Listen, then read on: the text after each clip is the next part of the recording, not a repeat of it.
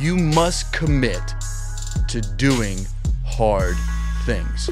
So I'm learning that you have got to be able to commit to the process, not to the outcome. Something that I'm learning is your output can never exceed your inputs.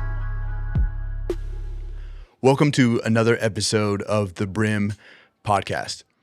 In this episode, I wanted to take a little bit of time to give you a little bit of a life update and some of my process coming into the end of 2023 and a lot of what I've been driving here at the beginning of 2024, both in my personal life as well as on the campus here at Elevation Church. I'm a campus pastor at Elevation Matthews, and I'm constantly wrestling with the direction that I feel like God is leading me so that I can lead our campus in that direction.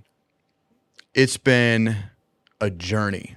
I've been the campus pastor here for a little over 2.5 years, on staff for 10 years now. And being here at the Matthews campus has been an incredible blessing and a joy for me to be able to lead the people that God has called me to lead and be able to see so much life change that is happening across our campus. But this is what happens. God starts to lead me and we get into a place where we're driving a certain direction, we're pushing certain initiatives, and things are going well. You might have heard me talk with Claude about this a little bit last week on the podcast, where when things are going well, sometimes you need to transition. Now, I was talking with somebody after the fact who told me, why would you want to transition if things are going well? And it is a great question.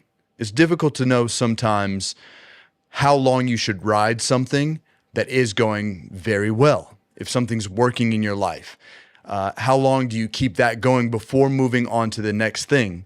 For me, this has actually been quite easy. I have always been accustomed to change in my life, and change for me is very easy. In fact, I get excited about changing things. I get excited about blowing things up and trying to make them better. That's always been my heart. So when I see that something is working, I get excited, but I want to be able to learn from that so I know why it's working, and then I want to blow it up to see if we can make it even better. It gets easy though when God starts speaking to you and you know you need to shift the direction of your life, the direction of what you're working on, the direction of the campus, whatever is going on. And that happens for me regularly. I spend time regularly in the presence of God, seeking Him and asking Him, journaling, meditating, and saying, God, will you help me lead the people that you have called me to? So constantly, I'm wrestling with the direction He wants us to go. As we came into the end of 2023, I knew we were going to need to shift a few things in order to focus on the things that I felt like God wanted us to prioritize in 2024. And this is what it comes down to and what I really want to talk about in this podcast. When you navigate through something like that, it is hard. It is much easier to stick with what you've been doing. It's much easier to hold on to traditions and just do it like you've always done. But in order for growth to happen in your life, you must commit to doing hard things. When was the last time that you did something really hard? And so I spent a bunch of time working on developing leaders on the campus and prioritizing that. In fact, there was a time in my life where I felt like my primary calling was to do leadership teachings and present a concept and give them 3 points on how they can navigate through that thing. Much like what I'm talking with you about right now in terms of doing hard things, and give you the few points to help you navigate through it and move in the right direction.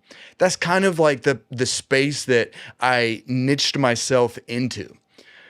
But God really started to stretch me and say, okay, it's been a good season and you've laid a great foundation. Now you're going to need to shift things if we're going to go where ultimately I want to take this campus and I want to take my people and I want to take you. So will you be willing to go through a hard thing in order to experience growth in your life? This applies to our fitness journeys. Will you be willing to go through the hard thing of reducing the number of calories that you are eating so that you can accomplish some of your health goals? Will you be willing to run a few extra miles in order to make sure that you have the stamina and fitness to be able to play with your kids as they get older? Or are you going to do what is easy? And I've heard some people talk about this recently, that as we age, our desire to do what is comfortable increases and our willingness to do something hard decreases. And when we get into that space where we're constantly chasing after comfort, the aging process multiplies because we're done doing hard things. And ultimately, it is hard things that help us grow. And I'm talking about doing physically hard things that helps you grow. I'm talking about going through difficult changes that helps you grow.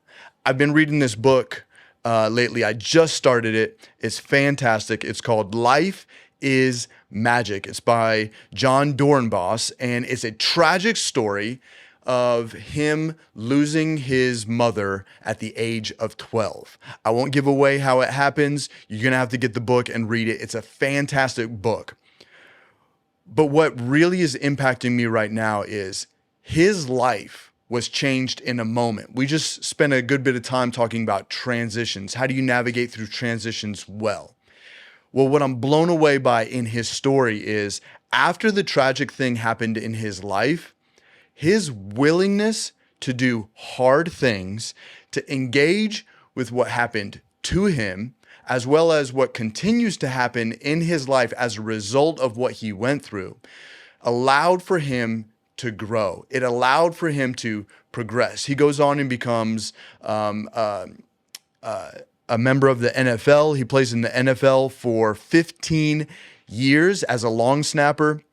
He loves magic, and so he learns the skill of doing magic. But it was through a lot of his willingness to engage in hard things, to practice things, to get repetitive and really grind on doing hard things that he was able to grow in his life. And so I started asking myself, oh man, what are the hard things that I want to do to be able to grow? Now, on the campus, that was starting to flex the muscle of communicating more in a spiritual lane, more in considering myself a traditional pastoral figure on the campus and caring for people in a different way, but asking the question of how are we teaching people to read their Bible? And then digging in and figuring that out. How are we teaching people to pray? And digging in and figuring that out. Because it's easy for us to digest sermon after sermon after sermon and not allow it to impact our lives because we never do the hard work of applying what God is speaking to us. In fact, I pray for pastors and preachers that are communicating on a regular basis. I pray for Pastor Stephen as he gets up and he pours his heart out and he preaches week in, week out, because I know preaching is probably one of the professions that is just tossed to the wayside more quickly than anything else. It's so underappreciated, and we do a great job to promote Pastor Stephen's sermons and talk about them and multiply them and use them. It's something that we prioritize here, but in many situations, people show up on a weekend and by lunch, they've completely forgotten what the sermon was even about. So they're not doing the hard work of allowing transformation to take place in their lives. I don't know why people start to do this. I don't know what takes somebody from being a dreamer when they are young to accepting life as is when they get old. Next thing you know, you are drinking more than you want to drink, or you're eating more than you want to eat, or you're not engaging with your spouse in the way that you really should, or whatever it would be for you. You just get to this place where you stop dreaming and you stop using your imagination, and you stop hoping that things could be better, and you start chasing whatever makes you comfortable. Sometimes because you went through a hard experience and you got burnt or you got laughed at, and you're no longer willing to put yourself out there in order to accomplish what you once dreamed of accomplishing. Well, I'm here to say, will you be willing to engage in the hard thing in order to experience growth in your life? I just ran a marathon this past weekend, and I did not hit my time goals. I set out to run a sub 4-hour marathon, and I gave myself 3 months to train for this. I thought that that was something that I could potentially do, but as I got into my training and was going through it, I did all my training for the most part by myself, which is a hard thing to do to begin with. But to tell you the truth, it is hard to find people that want to do hard things. So I had to commit to doing all this training on my own. And I learned a lot in the process. It was a hard thing to do. I finished in 4 hours and 40 minutes. At miles 16 and 17, I was feeling okay, but started to struggle a little bit.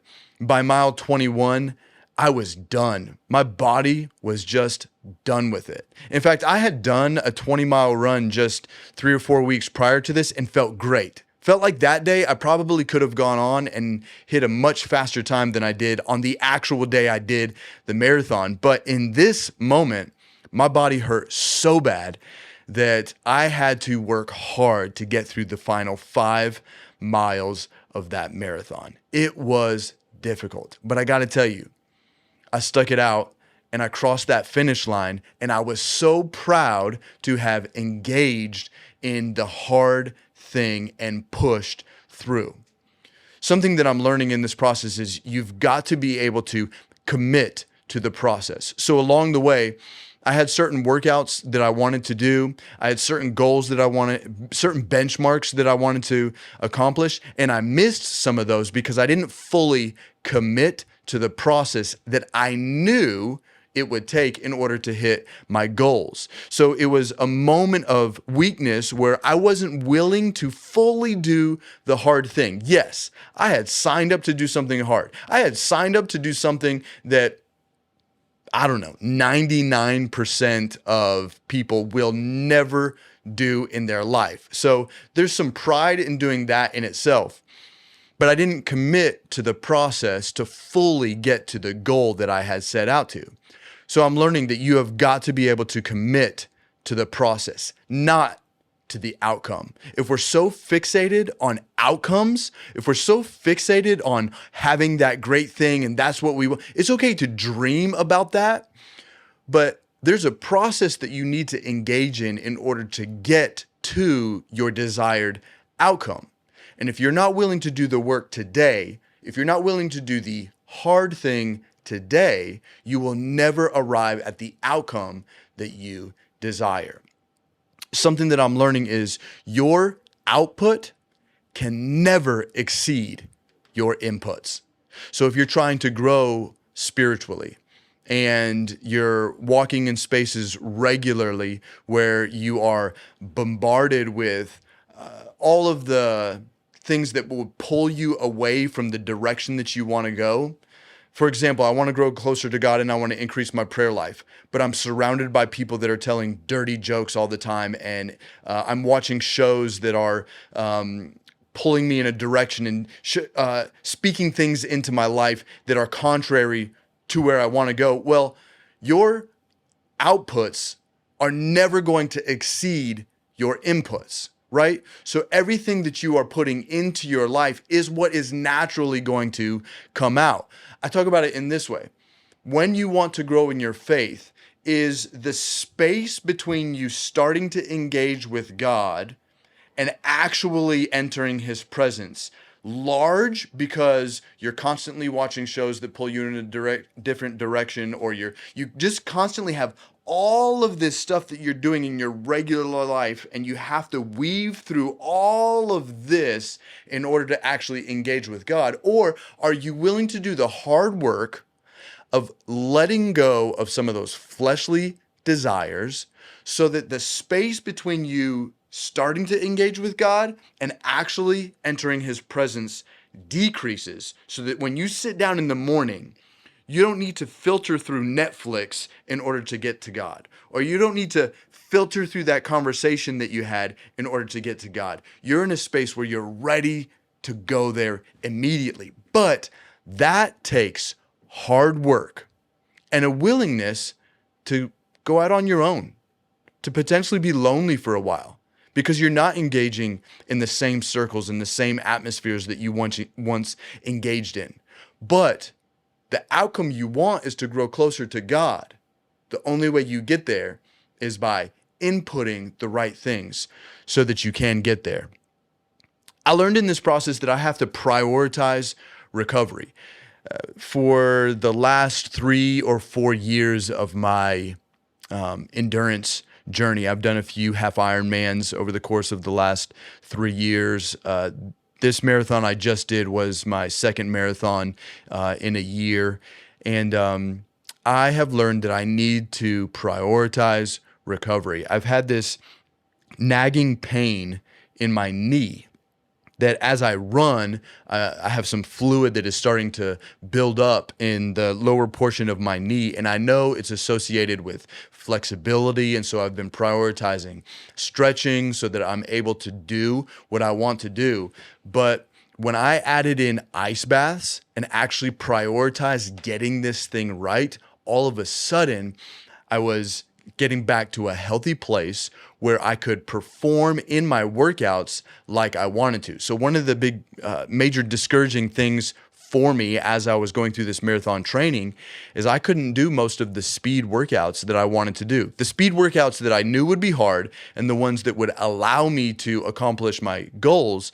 But because I had this nagging knee injury, I was not able to do the workouts that were necessary to get to the desired outcome. So I needed to start taking care of myself and prioritizing recovery so that I could perform in the workouts and get to the ultimate outcome that I desired. I learned you have to give grace for stress and setbacks. If you go through something and you don't start hitting the marks that you want to hit, but you're not willing to give yourself grace, you'll find yourself in this cycle of shame over whatever that would be, and you stay stuck in that space. But if you're willing to say, oh man, I messed up, now let's get back up.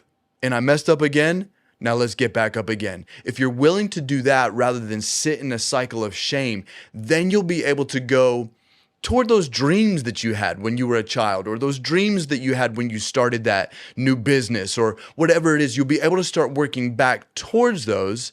But if you sit in that cycle of shame, you never will, because the truth is you are going to handle different situations inappropriately or in the wrong way. I regularly am in situations where I'm needing to make decisions for the direction of our campus and decisions for our staff and what we are looking into, what we're prioritizing. Sometimes I get into a situation where somebody comes at me strong and I come right back at them very strong in an emotional way, and I don't handle those situations really well. Well, if I go home and I just beat myself up about that situation rather than saying, I messed up there, I'm sorry, now let's move forward. And it's as easy as that. It takes a little bit of an ego check, which is a hard thing to do, but just own it and move forward. If there's something in your life that is stopping you from moving forward, you've got to deal with that thing right now so that you can move forward. For some of us, that means going to some counseling. Getting some counseling to be able to process through why you are filled with anger or why you are filled with hate. You know, I used to play basketball when I was a teenager, and I noticed that I had this thing where we could play pickup for 3 hours. I'd go home at night. I'd lay down and I would try to go to sleep to get some recovery. And I'd close my eyes and immediately my brain would start playing back all of the plays. And I would look at myself as if I'm watching myself, and I would view driving down the lane to be able to get a layup or whatever it would be. And suddenly my body would be tensing and trying to adjust as if I, at this later moment, could change what happened in the moment. That's impossible. The moment happened, and now I need to be able to let that pass through me, process it well. If I need to apologize for something I did, just own it, apologize, move forward. Don't dwell on the thing that is holding you back. If you need to reach out to somebody and engage in a conversation so that you can move forward, even if that means you know that you are not going to get the apology that you want, or you're not going to get the desired outcome that you want in that conversation, just do it for your sake so that you can keep moving forward. The problem is, most of us are not willing to do the hard thing in order to get the desired outcomes that we want. Will you be willing to do the hard thing? So last thing, and then I'll finish up this episode. I've seen God doing some amazing things on the campus as I've started to lean into spiritual things and leading the campus in a spiritual way. Man, I've seen so many things. I've also seen a gap where people who expected me to lead in a certain way, and I'm no longer doing that, they're starting to question, oh, well, what do we do now? And it's like, oh man, I've got a leader who is progressing, who is growing, who's going somewhere else. And what I need them to do is pick up the mantle and start to fill in where I have now left off. I left a good model, and now I need them to pick up and chase after it. The thing is, you heard Claude talk about this last week. If I don't remove myself from that space and I continue to stay in it, then nobody else has the opportunity to step up into it. And so I am eliminating their ability to grow because I'm so stuck to what is comfortable.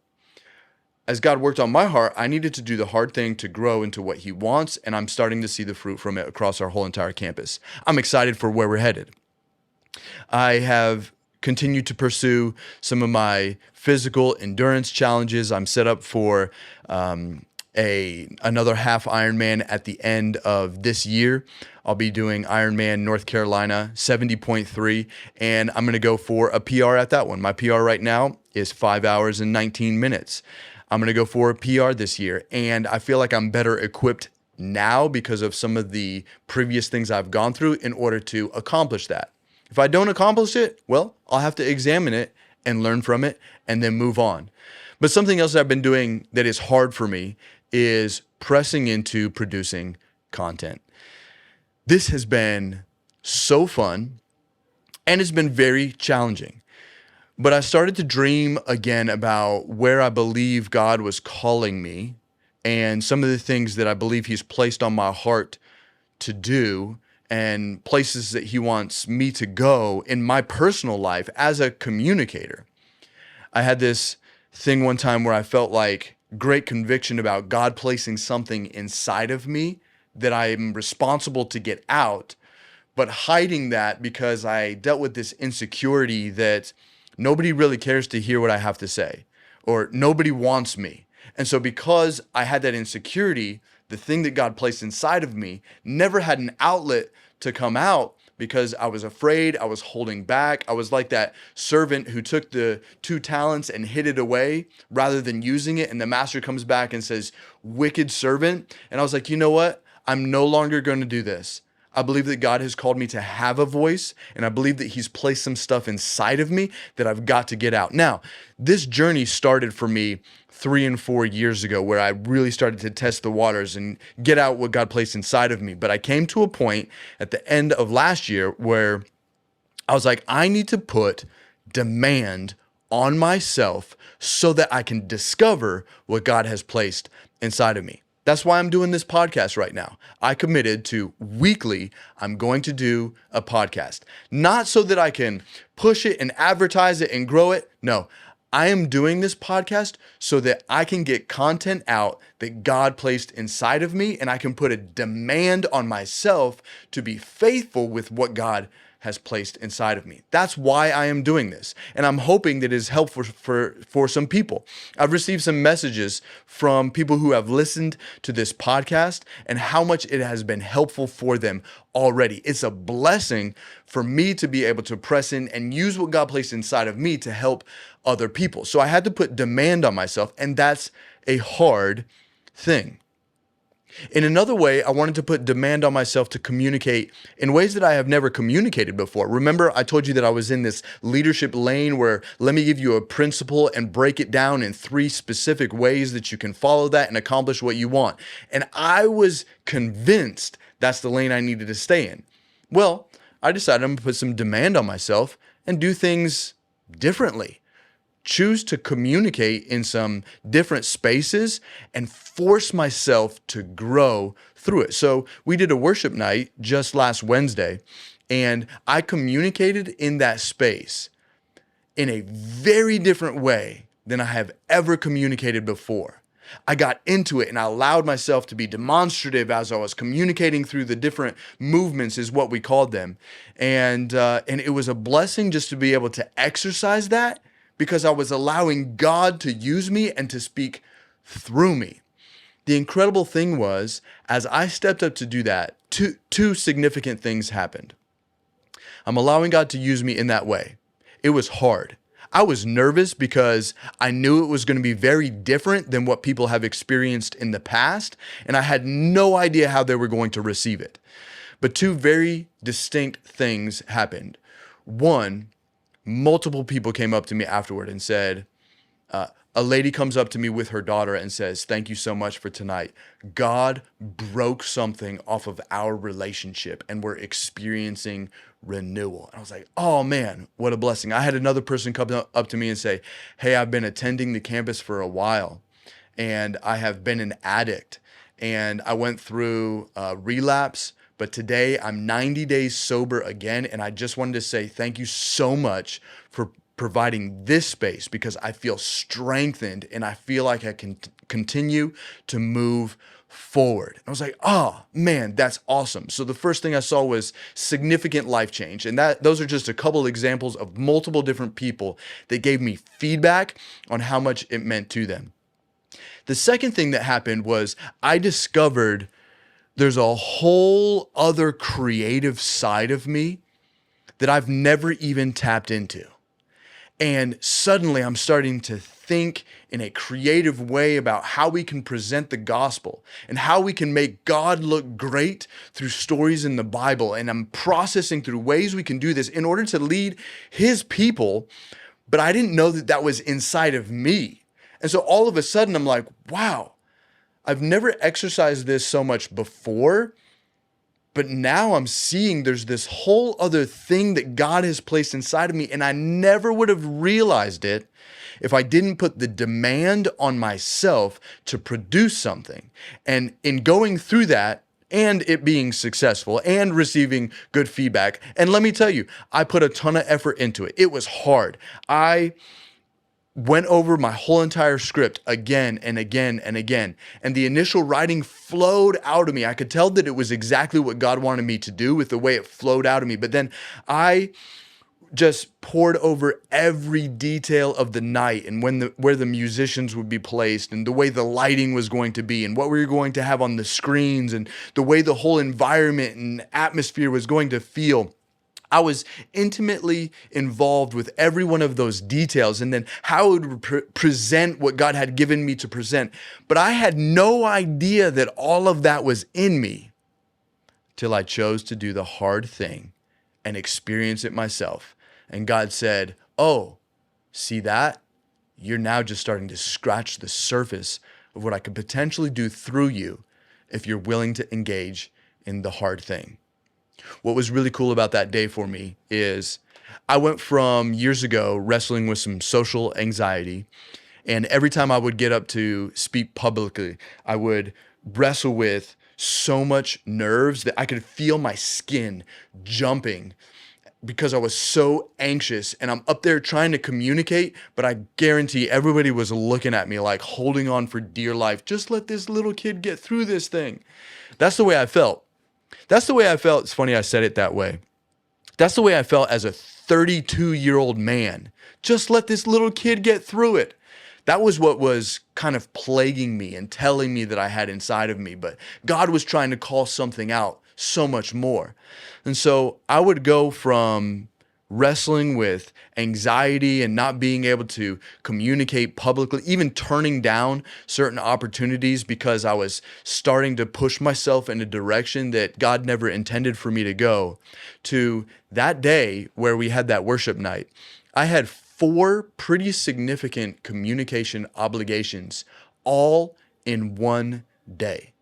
And leading up to it, I talked with some people and they were like, oh, well, why don't you move the podcast off to a different day so that you can have at least a little bit of rest? Or why don't you move that teaching to a different time and have somebody else sub in for you? You can certainly do that at another time so that you can have some rest and prepare. And as I approached it, I said to myself, I could do that. I could take the route of trying to seek comfort and do what is a little bit easier for me. But I want to do something hard just to see if I can do it.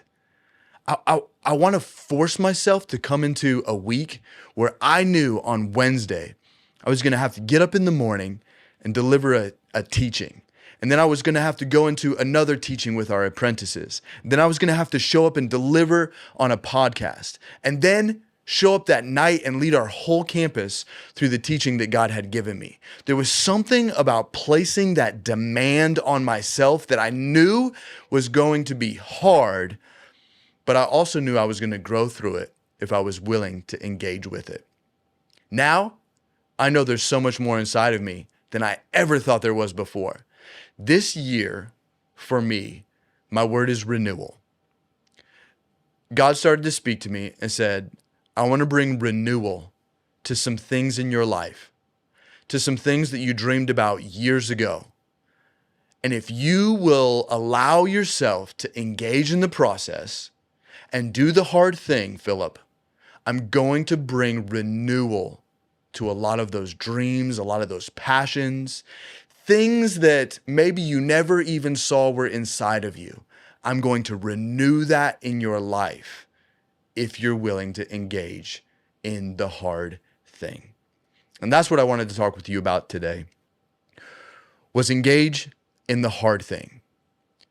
Choose to do the hard things in life so that you can continue to grow and become everything that God has called you to be. I know you're thinking of something right now, a conversation you need to step into, an activity that you need to start up, maybe reinforcing some of those New Year's resolutions that you've already given up on.